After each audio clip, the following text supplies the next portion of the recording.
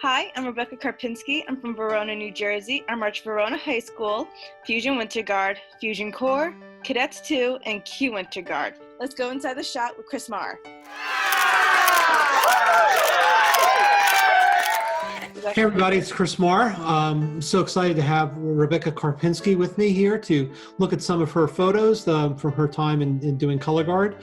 I don't always, not always able to find Rebecca on the floor, even when I know to look for her, but I'm always looking if I know she's out there, because she's a great performer. So Rebecca, let's take a look at the first photo.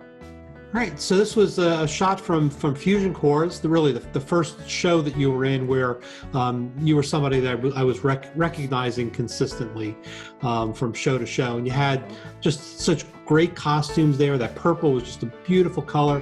The flags were just wonderful. And that shot in particular, I've always loved as a shot of you that just shows your power as a performer.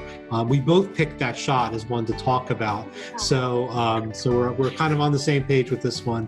What can you tell us about why you picked that shot and also about that show? I picked that shot because personally it was one of my all-time favorite photos that you've taken of me. I mean, it looks stunning. About that show was, 2015. The show was basically a concept of going from New York City to Chicago to California on this big train ride. We all had different costumes from, I believe it was the 50s. Don't quote me on that. I didn't design the show. It was a hard season for me emotionally and mentally, but it's a season I am very proud to be a part of. I grew a lot. All right, let's take a look at the next shot. All right, so this was the year you were in Cadets 2, and this was a great year for you as a performer. I think you really just shined on the field that year. As I recall, you have a family connection to the Cadets. Your mother marched with the Cadets, am I right? Yeah, I do have a family connection with the Cadets. My mom marched in the Cadets in 1984 when they performed West Side Story, and that was the year they won DCI. I think that was the three-peat year. So then, as years went on, my mom married my dad, who's also a drum corps guy. They both met in the New York Skyliners, I believe in the 80s. I think it was after my mom marched Cadets, but they had kids, and I was the only one that ended up doing color guard starting in Verona High School like my mom. And I eventually ended up going to Cadets 2 after my season at Fusion Corps in 2015. And me and my mom, I think me and my mom are the first mother-daughter duo to go through the Cadets organization and both get a championship ring. Wow. That little bit of trivia wasn't something I realized. That's great. All right, let's take a look at the next photo. All right.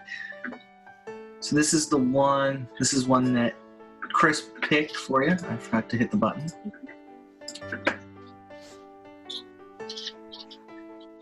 Oh, I love that All right.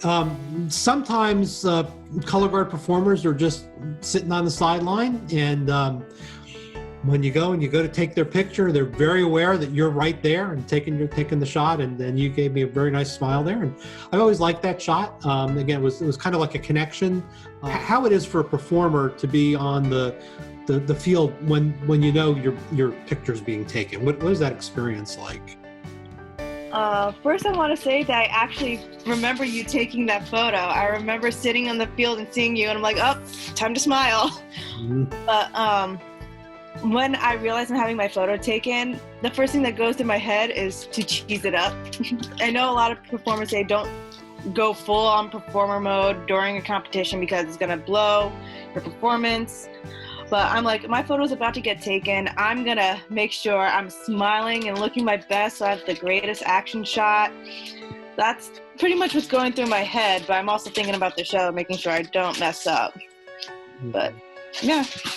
Yeah, I always wonder how much the camera might inhibit somebody or cause them to feel nervous. So it's good that it sounds like you like that moment when you realize there's a camera on you. So Yeah, because like there have been seasons like at Fusion Core 2014 and Q Winter Guard in 2018 where I didn't get that many action shots. But so when I realized the camera is actually on me and I'm gonna get a picture, I'm like, oh, finally. Mm-hmm. Now, Q 2018, was that the mirror show? Yes, it was. It was. I looked so hard for you out there, but with all those mirrors, all the reflections of everybody, Mm-hmm. I couldn't even figure out half the time what I was looking at. That was a really tough show to shoot. And I only saw it, I think, once. I got you right at the very beginning of the show, and that was it. I lost you after that. I was mostly in the back for that show. All right, so another one from that great Fusion Core 2015 show.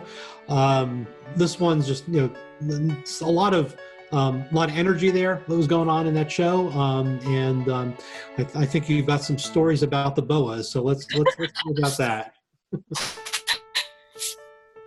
All right, so for those boas, we had two types of boas. One, we had practice boas that were like from Party City, and then we had like actual boas.